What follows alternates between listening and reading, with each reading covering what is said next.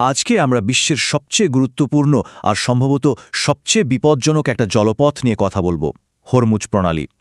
এটা এমন একটা জায়গা যেখানে ভূরাজনৈতিক, অর্থনৈতিক আর সামরিক উত্তেজনা সবকিছু যেন এক বিন্দুতে এসে মিলেছে। একবার ভাবুন তো, যদি এমন হয় যে একদিন সকালে ঘুম থেকে উঠে দেখলেন পেট্রোলের দাম আকাশ ছোঁয়া, শেয়ার বাজারে ধস নেমেছে, আর বিশ্বের বড় বড় দেশগুলো একদম যুদ্ধের জন্য তৈরি। অবিশ্বাস্য মনে হচ্ছে, তাই না? কিন্তু এটাই সত্যি হতে পারে যদি এই ছোট্ট জলপথটা বন্ধ হয়ে যায়। তো চলুন প্রথমে বোঝার চেষ্টা করি, কেন এই ছোট্ট একটা জলপথ গোটা বিশ্বকে এভাবে পণবন্দী করে রাখতে পারে। সহজ করে বললে, হরমুজ প্রণালী হল পারস্য উপসাগর থেকে বেরিয়ে খোলা সমুদ্রে মানে আরব সাগরে যাওয়ার একমাত্র রাস্তা। এটাকে ভাবতে পারেন একটা বোতলের সরু গলার মতো। ওইটুকু পার না হলে ভেতরের কিছুই বাইরে আসতে পারবে না। এর একদিকে আছে ইরান আর অন্যদিকে ওমান। প্রণালীটার সবচেয়ে সরু যে অংশটা সেটা মাত্র ৩৩ কিলোমিটার চওড়া। কিন্তু এই সামান্য দূরত্বটাই কিন্তু বিশ্ব জ্বালানি সরবরাহ আর অর্থনৈতিক স্থিতিশীলতার ভাগ্য নির্ধারণ করে। আচ্ছা, এই প্রণালীটা ঠিক কতটা গুরুত্বপূর্ণ সেটা বুঝতে হলে কিছু সংখ্যা দেখা দরকার, আর সংখ্যাগুলো কিন্তু সত্যি মাথা ঘুরিয়ে দেওয়ার মতো। আমেরিকার এনার্জি ইনফরমেশন অ্যাডমিনিস্ট্রেশন মানে EIA-এর হিসাব অনুযায়ী প্রতিদিন প্রায় 2,10,00,000 ব্যারেল তেল এই প্রণালী দিয়েই বিশ্বের বিভিন্ন প্রান্তে যায়। এখন এই সংখ্যাটাকে যদি আরেকটু সহজ করে বলি, তাহলে দাঁড়ায় সারা বিশ্বে প্রতিদিন যে পরিমাণ তেল ব্যবহার হয় তার প্রায় 20% মানে 5 ভাগের 1 ভাগই এই সরু পথটা দিয়ে যায়। ভাবা যায়, প্রতি 5টি তেলের ট্যাঙ্কারের একটিকে এখান দিয়েই যেতে হয়। আর এখানেই কিন্তু গল্পটা শেষ না। ব্যাপারটা শুধু তেলের মধ্যে সীমাবদ্ধ নয়। কাতার, যারা বিশ্বের সবচেয়ে বড় LNG বা তরলীকৃত প্রাকৃতিক গ্যাস রপ্তানিকারকদের মধ্যে একজন, তাদের প্রায় সমস্ত গ্যাসই এই পথ দিয়ে বিশ্বের বাজারে পৌঁছায়।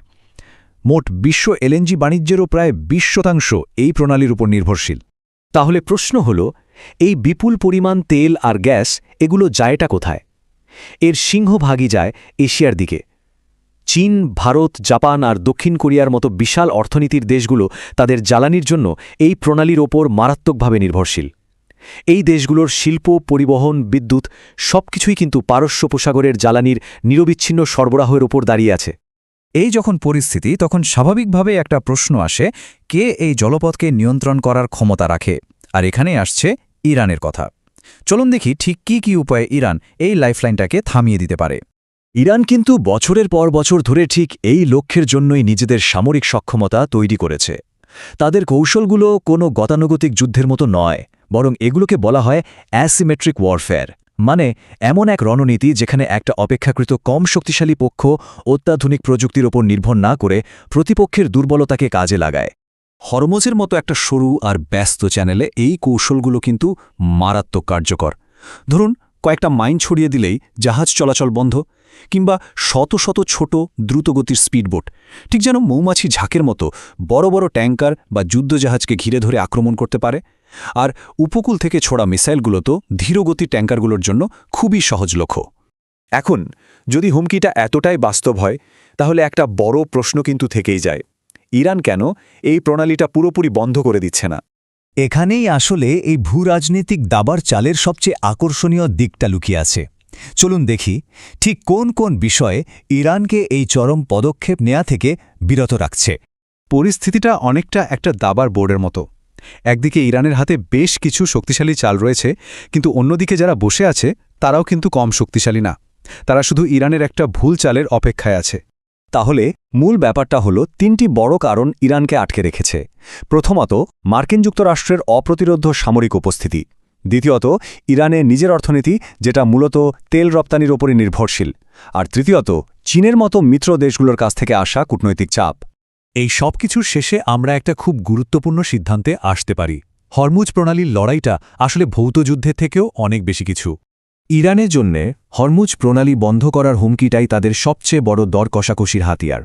এটা তাদের তুরুপের তাস, যা তারা সবচেয়ে কঠিন সময়ে প্রতিপক্ষকে চাপে ফেলার জন্য ব্যবহার করে। এই বিশ্লেষণ থেকে সবচেয়ে গুরুত্বপূর্ণ যে বিষয়টা উঠে আসে তা হল, এটা একটা মনস্তাত্ত্বিক যুদ্ধ। শুধুমাত্র হুমকির কারণেই বিশ্ববাজারে তেলের দাম ওঠানামা করে, যা ইরানকে আন্তর্জাতিক দর কষাকষিতে একটা বাড়তি সুবিধা দেয়। সুতরাং হরমুজ প্রণালীকে শুধু একটা জলপথ হিসেবে দেখলে ভুল হবে।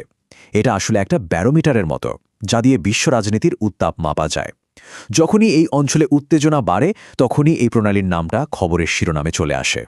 পুরো ব্যাপারটা আমাদের মনে করিয়ে দেয় যে আমাদের বিশ্ব অর্থনীতি এবং শান্তি আসলে কতটা ভঙ্গুর, আর কিভাবে বহু দূরের একটা সরু জলপথ আমাদের দৈনন্দিন জীবনকে প্রভাবিত করতে পারে।